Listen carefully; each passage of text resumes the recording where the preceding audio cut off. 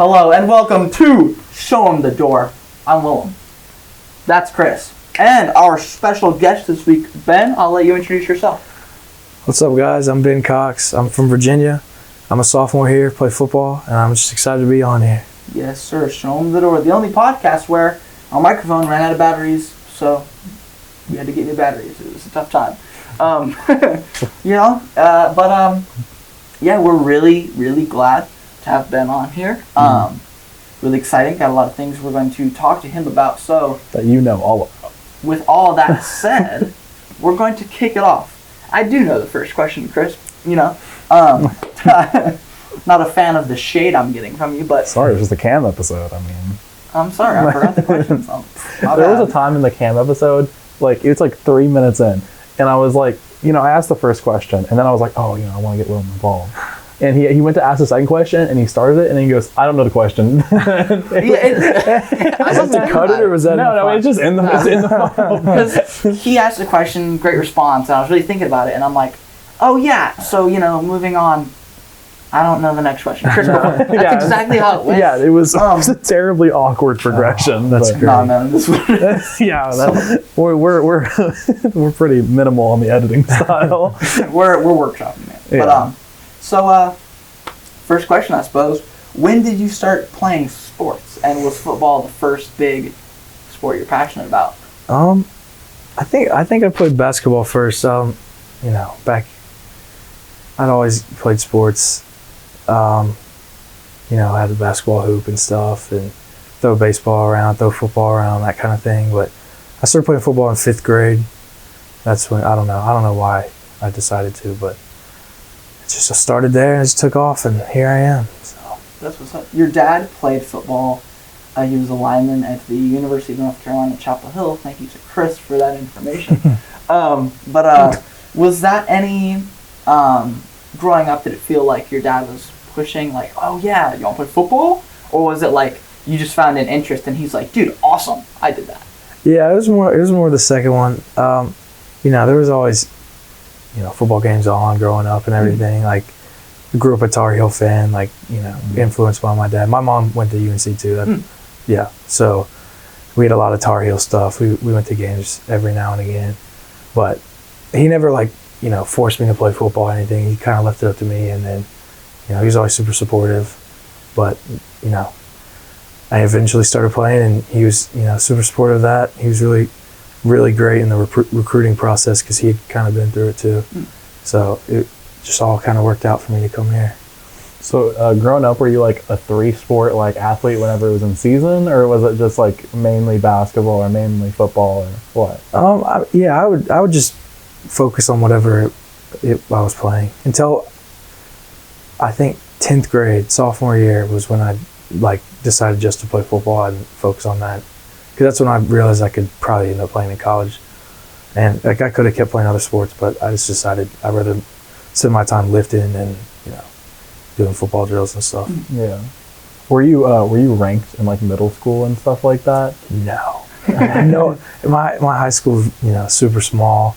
I don't know if anyone's ever been ranked out of my high school before. Really? So yeah, there was no recruiting attention at all. I know some of the guys on the team had offers or freshman year and stuff, and I would go to camps and talk to coaches, but there was zero interest reciprocated, and that's just how it goes when they know nothing about your competition. I don't know, going back watching film, it's kind of funny to see the competition I was playing then versus now. Nothing against those guys. It's just they're just smaller. Just not the same size as me. It's just So then I guess going to high school, you were obviously probably the biggest guy on the field at all times. Yeah. Is there a favorite moment from high school that you have? Yeah, we won a game. I think it was in overtime. Maybe it was just the last second. We were down. It must have been overtime. We were kicking, and they kept jumping off sides to make us keep re-kicking because there was no rule against that. Really? I don't know if that's still a thing, but yeah, they kept jumping off sides or false starting or whatever. And so our kicker just kept having to make it over and over again. And finally I guess just to ice him. And then finally they didn't jump off sides, and he sunk it right through the middle. And then everyone stormed the field, like the whole crowd came on. It was really awesome. And the kicker is actually, his name's Connor Litton. He plays at Boston College. Really?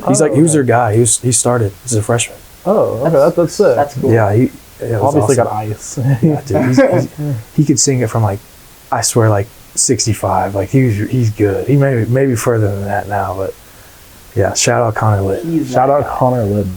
Yeah, Boston College. Did you play any other positions, or was it always line in high school? I played D-line too, but never a skill guy. I was always too big. Couldn't bring myself to that. Did you ever get those plays where they'd hand it off to like a goal line situation, hand it off to like the biggest guy in the field? No, we didn't do that. I wish they would have. That would be the highlight of my whole life. How are they not going to do that in high school? I don't know, man. So have you ever scored a touchdown? No. Oh, Never. we're waiting on the day. Yeah, we're getting you. We're getting you a tutty next season. This season's coming. Barkley, I'm emailing I have one Barkley. request. I haven't even drop a play for him. That's what I'm talking about. The Jordan Davis play. I'll do that. I just need to gain like 100 pounds and then I'll do that. So funny. That's a big guy. They also did that. Didn't they do it with Vita Vea on the Bucks? Yeah, they did. Vita Vea is the heaviest player to ever score a touchdown. Is that true? That is true. He went to the University of Washington. Go Huskies. He's from oh my gosh. I'm gone for a couple of days and you don't know me anymore. No. Oh my I can't god. believe this. Oh no. It's My roommate doesn't know me. My co-host. It's from Washington. It's I don't remember the name of the city. We're moving on now because Chris doesn't like me anymore. Oh my god. So It's gonna bother me. the one thing you said just a minute ago was like it didn't get much attention because you're such a small school. I almost said small market, as if it's like a franchise. Yeah. Cam Johnson went to Brentwood Academy. Mm-hmm. That's because they got like a pipeline to big schools. What was it like recruiting, like in the later years of high school, getting attention from guys like Vanderbilt, SEC schools? It was definitely like there's a lot of attention like in the school because there'd just be like Coach Mason would just show up in the high school and most people don't know who that was, like a regular high school person, but anyone who watches football like seriously would recognize him. And then word spread. Yeah, and it's just cool. Like I don't know, it was really cool. At one point, I got called out of the same class period like 3 times to go talk to coaches, and I don't know, it's a good problem to have, I guess. Yeah. So Were you like a micro celebrity in your school for it? I don't know. I just try to keep it separate and kind of just be the same person and not kind of let it go to my head because I don't know. Humility. I don't know how I would feel about that. Humility, for sure. We are shown the Dore endorse humility. Practice it, no. But we endorse it. We certainly do, Chris and I. So then I know that by the end of your high school, you were a 3-star prospect. I think your rival's thing was like .8379, if I remember correctly. That doesn't really matter. Yeah, I don't know. I was just throwing that out there. Do you feel like you were undervalued as a 3-star? I feel like the star rankings don't really matter. It's just from the media and for the top guys to get attention. I don't really think the coaches care about that. Like if I was a 4-star versus a 3-star, it wouldn't make any difference. I don't think.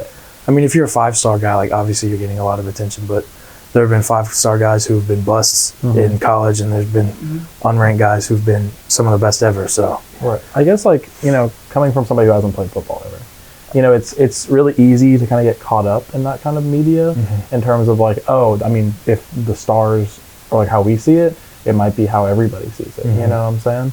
And I guess it's so just you don't think coaches really look at that at all? It's more of their own personal evaluation. Yeah, I feel like a coach would rather watch the kids' film and make their own decision rather than. I don't know if any coach in the whole country would just read some description of a player and offer him, because you have to see him at least. A lot of the guys want to see him in person, like come to a game, come to spring practice or whatever it may be, but definitely at least watch the film. I don't know if anyone would get an offer just based off of some star ranking, or I don't know, maybe at a big school. I know some guys were just getting offers. We have a bunch of guys on the team from St. Thomas Aquinas in Florida. I don't know. Yeah. There's probably at least 20 guys on our team. Maybe not that many, Really? but at least like a large 15. portion. A lot of people from that school. So, and they just, they have 40 plus D1 athletes like on their team at all times. It's just, That's kind of crazy. yeah, it is crazy compared to my high school experience where we had 3, which was more than I think there were 3 total Division I in my whole region, and it was all from my high school. Jeez. So like compared to that, where these guys are basically in college already playing college level, opponents. So it's just completely different. Yeah.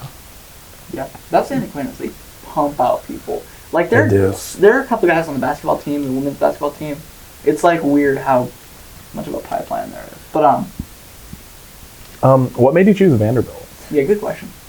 Yeah, so Vanderbilt had given me some, decent recruiting attention, and it's a great school, obviously. But both my grandparents on my mom's side actually went here, so I grew up at least knowing of Vanderbilt and understanding what the value of the degree is, and because I've seen how successful they've become. So I feel like that was a big part of it, and kind of led me here. But I don't know. I just felt like this is where I was meant to be, and where I can make the most impact. What were your other offers? So with what happened, pretty much it was between Vanderbilt or UNC where my dad played. What did they offer? So no, they didn't. So I called them up after Vanderbilt offered, and I had a couple more Power Fives, and I was like, listen, I'm going to commit to Vanderbilt right now if y'all aren't going to offer me. And they're like, we already have our guys or whatever. So I'm like, all right, it's not meant to be, and let's move on. So I'm here, and I'm really happy I'm here. This is definitely where I was meant to be. At the time, would you have gone to UNC if they offered you? I don't know, because they had kind of pushed me aside and like not taken me seriously at all. So I mean, I think, I don't know if I would have gone. I think me as a child looking, watching my dad hear about him playing and stuff, maybe I would have, but I think me now, there's no way, knowing how great it is here, that I would have gone there. Yeah. So I guess moving into college, right? If you could like describe like your freshman year, like the experience that was going from a pretty small high school into an SEC kind of camp and that kind of stuff. Yeah. And how like the differences that have to. Yeah, I mean, so it was definitely a huge difference going from being the best guy on the field to probably the worst guy on the field. Literally, huge difference. And obviously the guys I was playing were way better. And I went from, driving them back 6 yards and pancaking them every play to getting driven back and be like, there's a big developmental curve, I feel like, especially for people from smaller schools who haven't been playing against 5-star guys or, really good high-level college recruits. Because before I got here, I'd never blocked anyone who went to play D1, I don't think. At least not who was my age, maybe like a young guy's going now or something. But so it was just a huge transition. But I mean, I feel like my coach really helped me out, like pick it up pretty fast. Like, and a lot of it's like, it's the same thing. It's just Bigger. instead of blocking someone this big, you're blocking someone this big. Yeah. Like, Did you have like a welcome to the SEC kind of moment where it's like even if it was just in the camp or something, just getting like really beaten bad, and then you were just like, okay, I gotta.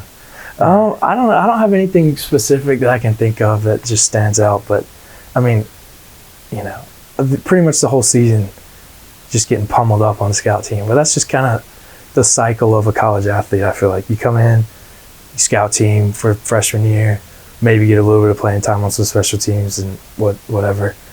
And then eventually you get your shot and you just go roll with it. Yeah. So that freshman year, you started at right tackle versus Tennessee, and how did you like? Was that game good for you? Like, No. That was my welcome to SEC moment. We can say that. Yeah, I was not prepared for that game. I mean, we probably had like 40 guys on our roster for that game. It was because of COVID. Like it was a COVID, everything, yeah. everyone, the entire O-line pretty much was sick. We had canceled Georgia, I think the week before, and we literally had 4 linemen for that game. That's why we canceled. We didn't have enough people. So it was kind of like the same thing. I think we had 2 guys come back, so we had enough for the 5 and then 1 backup, and then we ended up playing, and I did okay considering I was like a fish out of water. I mean, I don't know. It was definitely like a big difference, game speed versus practice speed. I mean, you're blocking the same level of talent in practice, but it's just a different level of competition when you're in a real game situation. Yeah, I'm from Knoxville, and so I've always been a big UT fan. So it's really interesting seeing the UT Vandy difference right now. But I think UT had a guy drafted in the second round of the NFL draft as an edge rusher last year, so you probably would have had to block him. So that must have been. I don't even remember. I'm sure he went right around me, honestly, but I don't know. If I remember that game, it wasn't too bad though. No, I think we played. I think we played pretty well considering the circumstances we were in. Yes.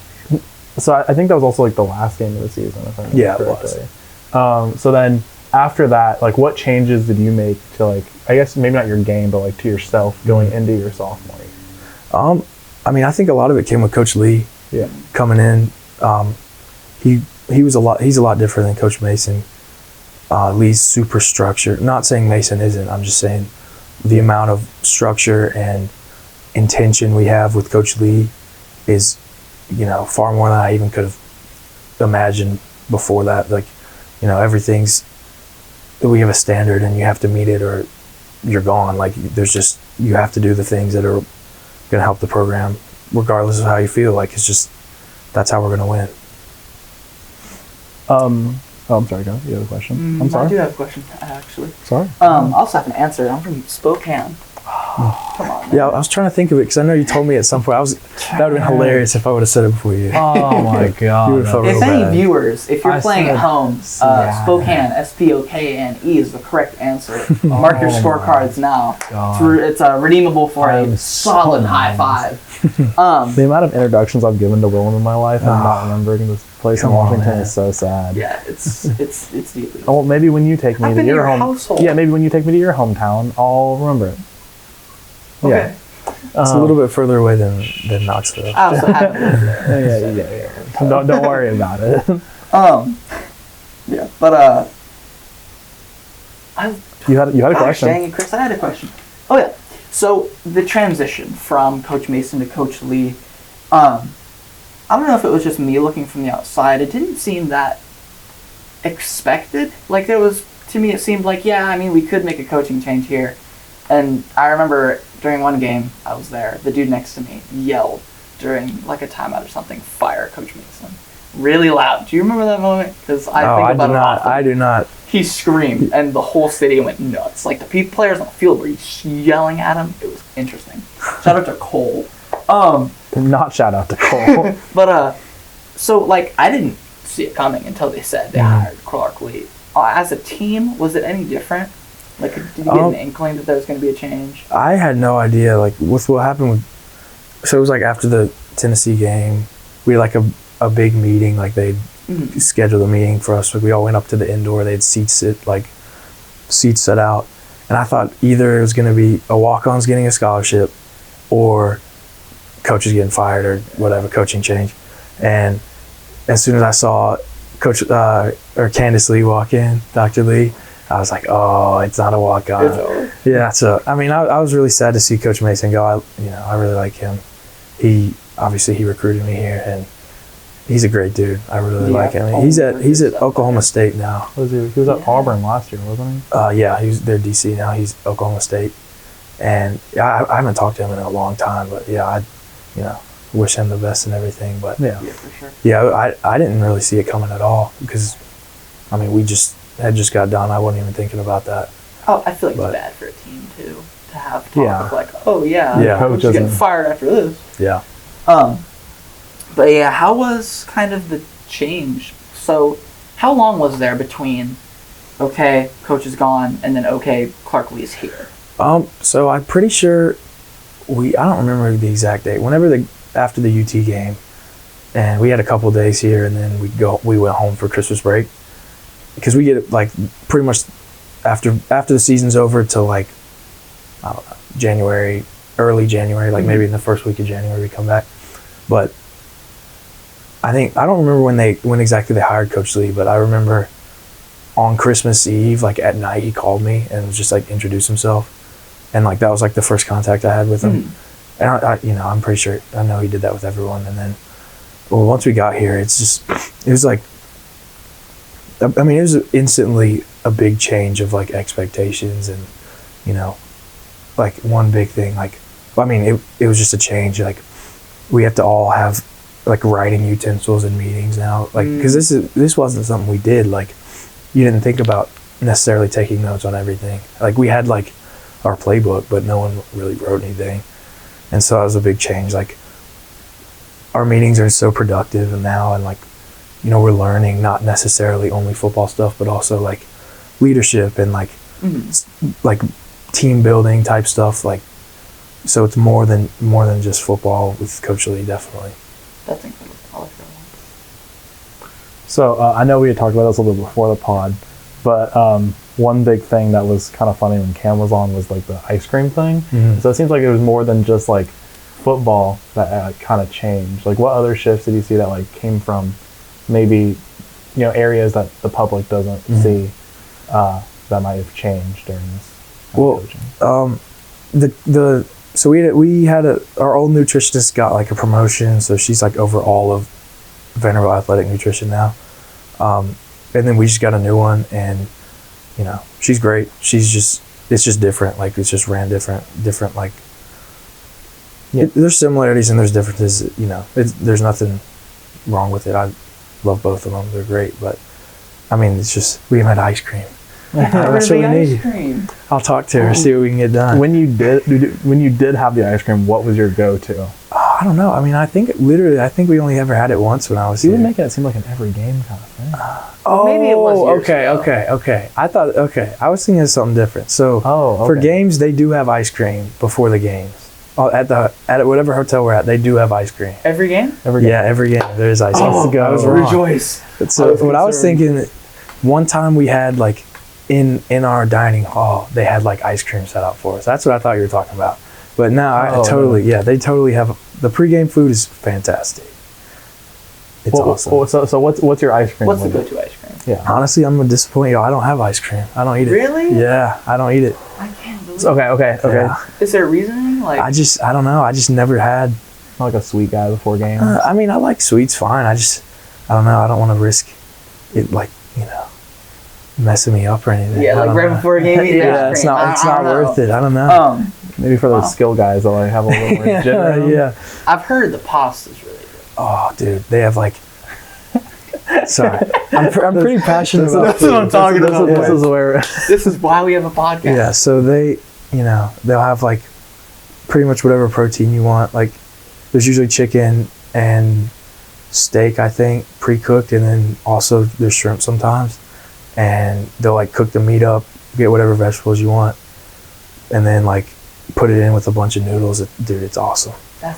And then that's like just the pasta station off to the side, and they also have like kind of like a buffet style, like assembly line style thing. You like walk and get your food. They have like sweet potatoes, which I love sweet potatoes. It's like my favorite thing. They got a bunch of those. I would eat like, I don't know, way too many sweet potatoes. And they have like chicken, and last year it was like chicken kebabs with like barbecue sauce and stuff. Those are great. And I don't know, vegetables, mac and cheese, potatoes, whatever. Dude, it was awesome.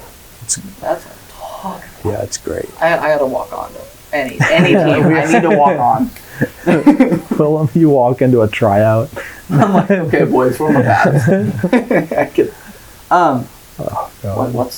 do you happen to know what the walk-on process is like? I don't know. I don't know if we've had I don't know. I have zero idea. I don't know how they do it.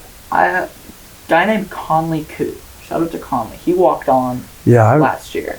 I remember. He's a receiver. I talked to him a couple of times, and then did he just decide not to play? Oh yeah, he's not back this year. But he was like, yeah, they have tryouts. You just show up. He's like, what position did you play? And I'm like, I didn't. And he's like, yeah, you probably shouldn't try to walk on. Yeah. But like, I think this is a poll moment. I'm gonna go on Instagram and do a poll. Oh, let's do you it. think I could handle walking out of the team? Because I just want the food. What position would you play? Any of them. Free safety. I don't know. I don't know. Free safety.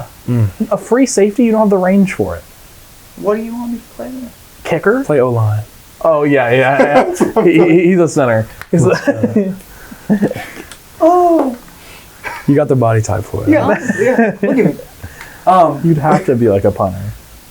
Yeah. Can you kick?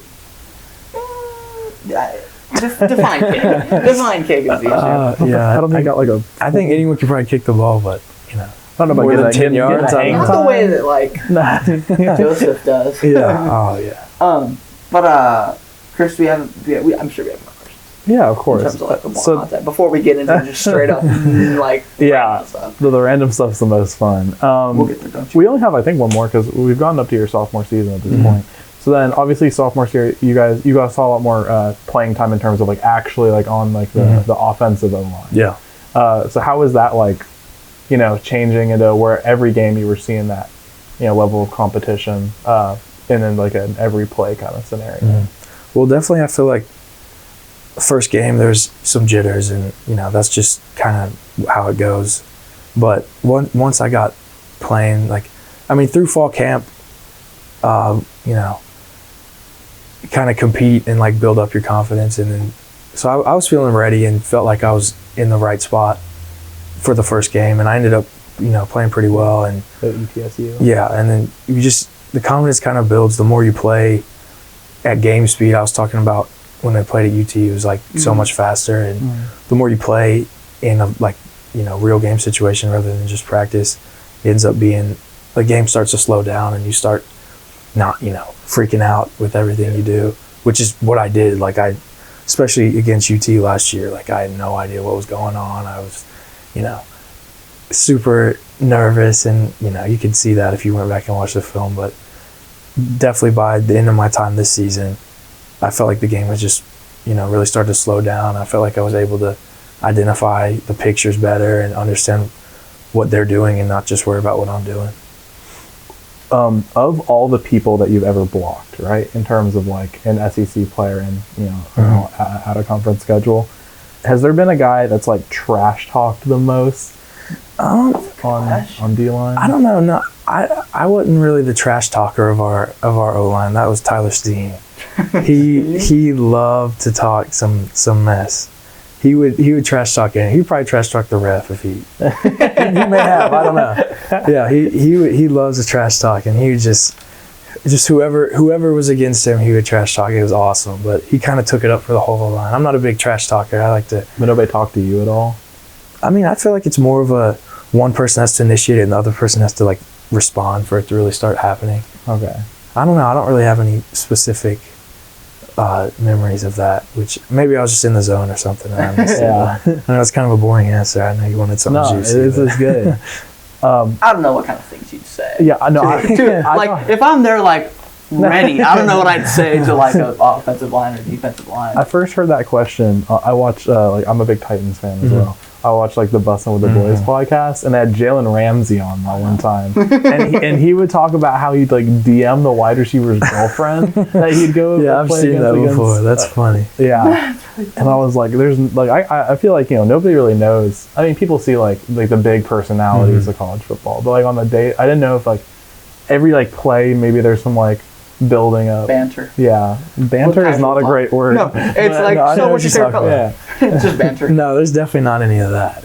I feel like you're too much in like a war mindset to be able to banter about a little bit. But some guys are just, they function optimally in the trash talk mindset where they kind of like are fed energy by the guy who's like trash talking them. And I'm not really that type of person, which is fine. Some guys are, and I feel like you need that on the team almost. Because you see your guy trash talk and then make a big play, it like creates a lot of energy for the team. Yeah, morale. Do you feel like momentum is as big of a thing as people make it out to be in football? I feel like it is, but it also, if you understand it, it isn't. So for someone who doesn't understand, like anything can change momentum, whether it's a big play, but there also you can stop. It doesn't have to change momentum. So if, let's say the opponent makes a big play, you just go out the next play and do your job, then there's no momentum shift. Right. And then you do your next play, you go out, make a big play, then it's all back on you. So it's just, if you understand that the opponent has no power to shift momentum on you when you just do your job, then the momentum's always ours. That's one thing about mine. Yeah, I feel like, again, coming from people who aren't in football, the media loves making narratives regarding sports. Mm-hmm. They love, they're the underdog, they're more talented, blah, blah, blah, right, regarding different teams. Mm-hmm. And then it's like, they need to start taking back momentum here. But, I feel like when you're in the sport, based on how you describe it, it's more of just like a, all right, next play kind of thing. You just kind of got to forget and move on. Yeah. Because, I mean, if you dwell on a negative play or a positive play, then you can't perform your best in this current play you're in. So you're never going to, I don't know, if you're just thinking about, I messed up last play, how did I do that? And the ball snapped, then the guy's already by you and making a tackle, and then it's just even worse and it compounds. So you have to, that's one thing we learned with our, with Miss Kayleen, our sports psychologist.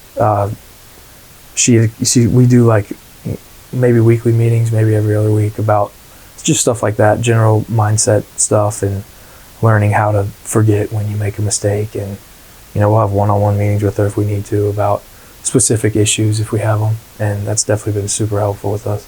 Yeah. So I think that's all for like football related, in terms of. Wait, do you have another one? I'm sorry. Yeah. Wait a minute. In terms of the future, because we never talked about the future, Chris. Come on, that's the fourth step.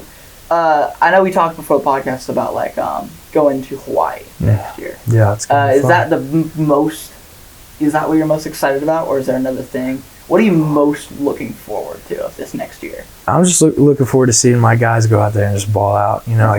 We work really, all the guys go out and work hard every day. And I just want to see that culminate in a win against a big opponent in our stadium. And just, it doesn't matter where we are.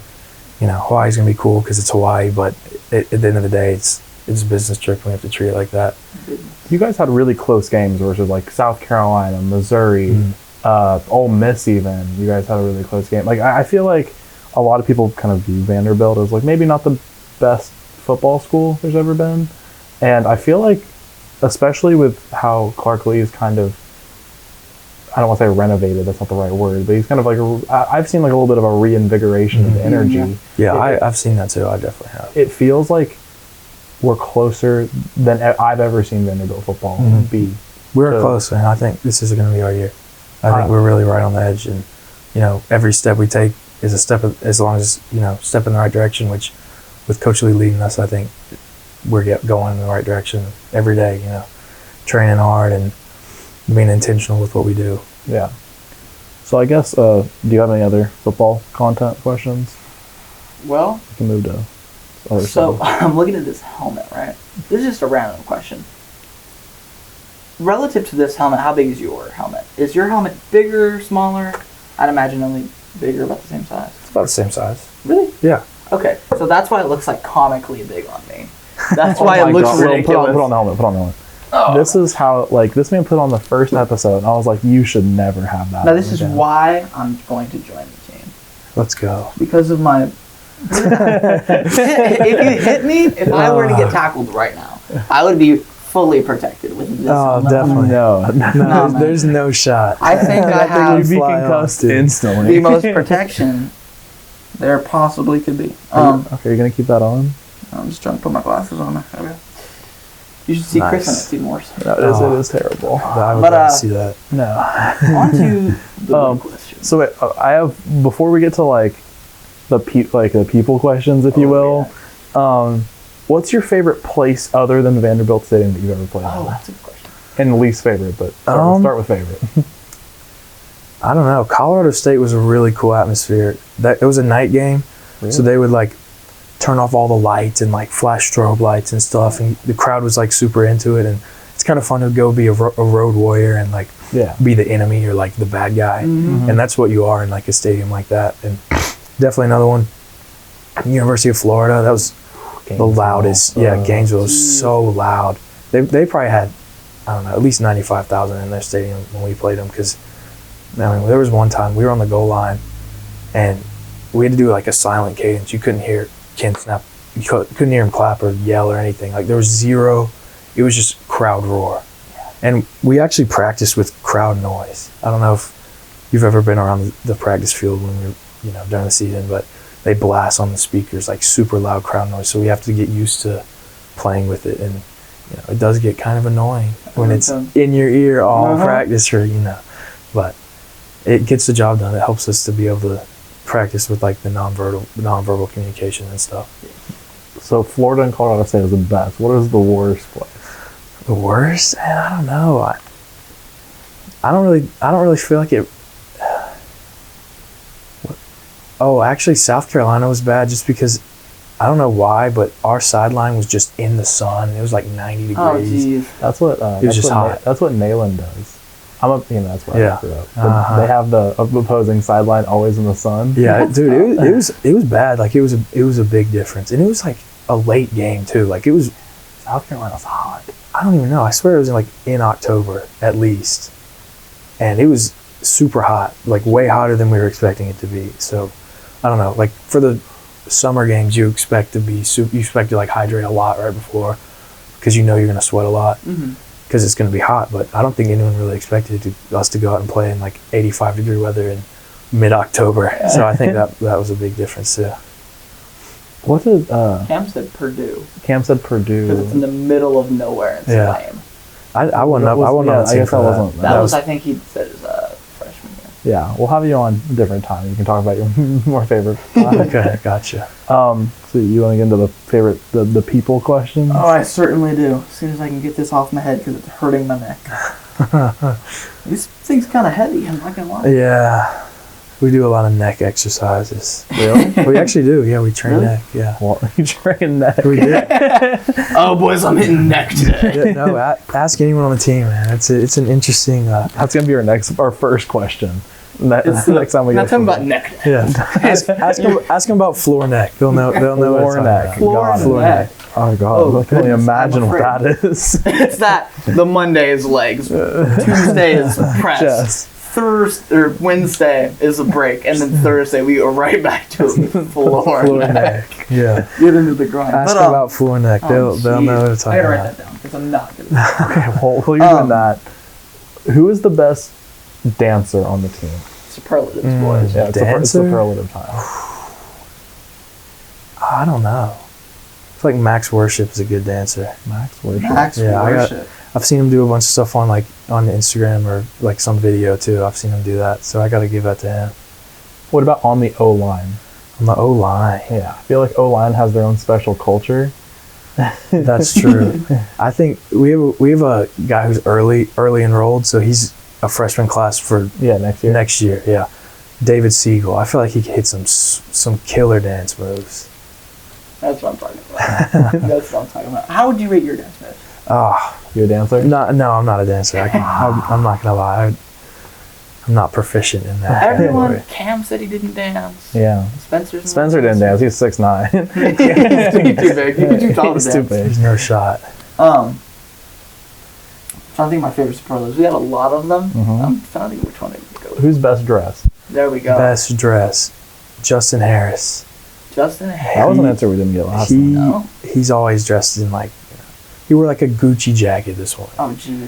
Yeah, like. Oh jeez. He's like, and someone asked him like, "Dude, why are you wearing that right now?" He's like, "It was raining this morning." A classic. Yeah. He's like, it's raining. You don't have to show out like that at 6 a.m. on a Thursday morning. That's really funny. What was the question Cam answered immediately? No hesitation. I can't remember what it was. Oh, was it the sister one? Yeah. Okay. Do you have a sister? Mm-hmm. What guy on the team would you not let date your sister? Tommy Eccles. That was immediate too. I also had that one on deck. Yeah. Is there a reason? He's just an interesting guy. Okay. I feel like you have to get to know him to understand his full personality. But is he a heartbreaker? You could say that, yeah. You could say that for sure. Cam said Amir is a heartbreaker. Amir. Yeah, he said Amir. Yeah, he's definitely a heartbreaker. Amir is huge. He's a big guy. Compared to you. He's a big guy for, a skill player. Yeah. I don't mean like I mean like tall. Isn't that dude like 6? He's probably like 6'5". Yeah. 6'4". I saw him in the dining hall once. I'm like, hello, sir. I mean, it's different, like, because I'm always around these guys, so I'm used to seeing everyone really tall. Like, when I go home and see all my short friends, like all my regular of your regularly all my sized friends regular that to you are that to you are Yeah. half a foot shorter. so like than when you. I go home, I get used to being around them, and then I come back here, I'm like, damn, these people are tall, and it's just like they're all my height or a little bit taller. I'm like, wow, You're like, oh god. now I know how my friends feel. Dude, we had class together, Spanish, last year on Zoom. And, like, you know, it's Zoom, so you can't really tell much. I could tell you were, like, a big guy, because you're a football player, you're, like, you look big. And then I see you in person one time. I think I'm walking to get COVID tested. I see you going into Morgan or something, and I'm like, he's like 25 feet tall. That's crazy. And I'm like, I know that's Ben. I was like, wow, that's insane. That's Like, you walked up, like, maybe an hour ago when you first got here, and I'm like, oh, God, I'm a smaller. Like, even Cam Cam wasn't that big. Cam's not that tall, big. but I'm like, hey, how you doing? I don't know. Maybe I'm just short is the issue. Yeah, that's the problem. It's a you issue. Oh, do we have any other superlatives? Yeah. Do you have any like superlative ideas? Like, is there anything that Like, comes to who mind? stands out to you as definitively the best at whatever? I don't know, man. I know this is technically our job, but Is there anyone that's like chronically late?